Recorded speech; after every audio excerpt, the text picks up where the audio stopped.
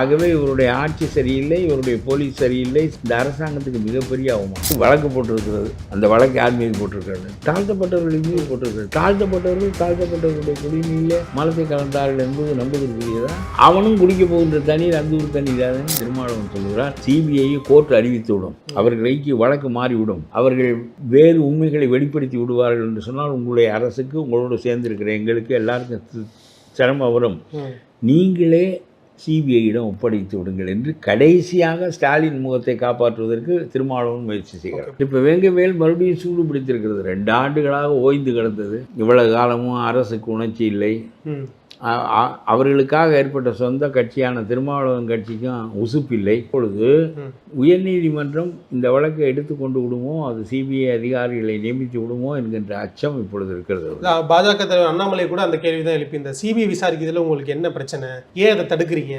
அவர் CBI நம்முடைய காவல்துறை என்ற ஒரு கருதக்கூடும். சிபிஐயினால் ஏற்படுகின்ற வசதி என்ன என்றால், தமிழ்நாடு அரசுக்கு அது கட்டுப்படாது. மத்திய அரசாங்கத்துக்கு தமிழ்நாட்டில் நடக்கின்ற ஒரு காரியம் குறித்து எந்த கவலையும் இருக்க முடியாது. சிபிஐ அவர்கள் சொல்வதற்கு ஏற்ப வழக்கு நடத்தாது. ஆனால் தமிழ்நாடு போலீஸ் இவர்கள் சொல்வதற்கு ஏற்பத்தான் வழக்கு நடத்தும். ஆகவே 2 ஆண்டுகளாக மண்மூடி கிடந்த அந்த வழக்கு சிபிஐ நேரடியாக வடநாட்டில் நடக்கின்ற ஒரு விவகாரத்திற்கு சிபிஐ உட்படுத்தப்படுமானால் சிபிஐ தவறெடுப்பதற்கு வாய்ப்புண்டு. நம்முடைய போலீஸ் போலத்தான் சிபிஐயும். ஆளுங்கட்சிக்காரன் மேலதிகாரி இவர்களுக்கு கட்டுப்பட்டு தான் எல்லா போலீஸும் இயங்குகிறது.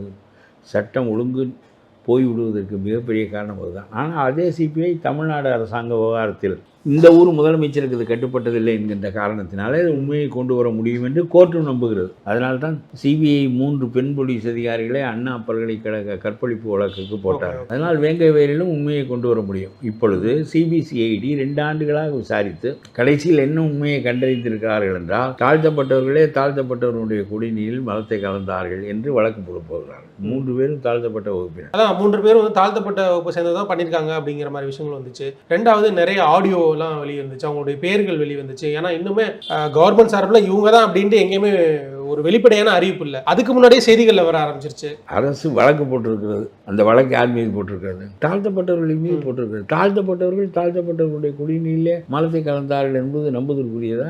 அவனும் குடிக்க போகின்ற தண்ணீர் அந்த ஊர் தண்ணீர் தானே, மேல் தொட்டியிலிருந்து வருகிற தண்ணீர் தானே. ஆகவே இப்பொழுதுதான் திருமாவளவனுக்கு உறுத்தி இருக்கிறது. அதனால் அவர் சொல்லுகிறார், இதில் நன்றாகவா இருக்கிறது, ஒரே சமூகம் தன்னுடைய சமூகத்துக்கே கேடு செய்து கொள்ளும் என்று சொல்வது நன்றாகவா இருக்கிறது என்று கேட்டுவிட்டு சிபிஐயிடம் விசாரணையை கொடுங்கள் என்று சொல்லியிருக்கிறார். இந்த அரசாங்கத்துக்கு மிகப்பெரிய அவமானம். கூட்டணி கட்சியை சேர்ந்த ஒரு கட்சி இந்த போலீஸின் மீதும் இந்த அரசின் மீதும் நம்பிக்கை கொள்ளவில்லை என்பதைத்தான் சிபிஐ விசாரிக்க வேண்டும் என்பது காட்டுகிறது. சிபிஐ இந்த வழக்கை விசாரித்து நேரடியாக கோர்ட்டில் ஒப்படைத்து வழக்கு போட்டு விட்டு போய்விடுவான். அப்பொழுது இதில் Stalin will have no role at all. இந்த போலீஸும் இதை விட்டு விலக்கி வைக்கப்படும்.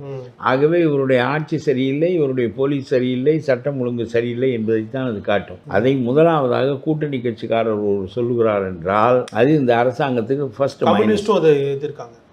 கம்யூனிஸ்டும் சொல்லுகிறார்கள் என்றால், இவர்களெல்லாம் இந்த அரசாங்கத்திடம் காலங்கடந்தாவது ரொம்ப நொந்து போயிருக்கிறார்கள் என்பதைத்தான் காட்டுகிறது.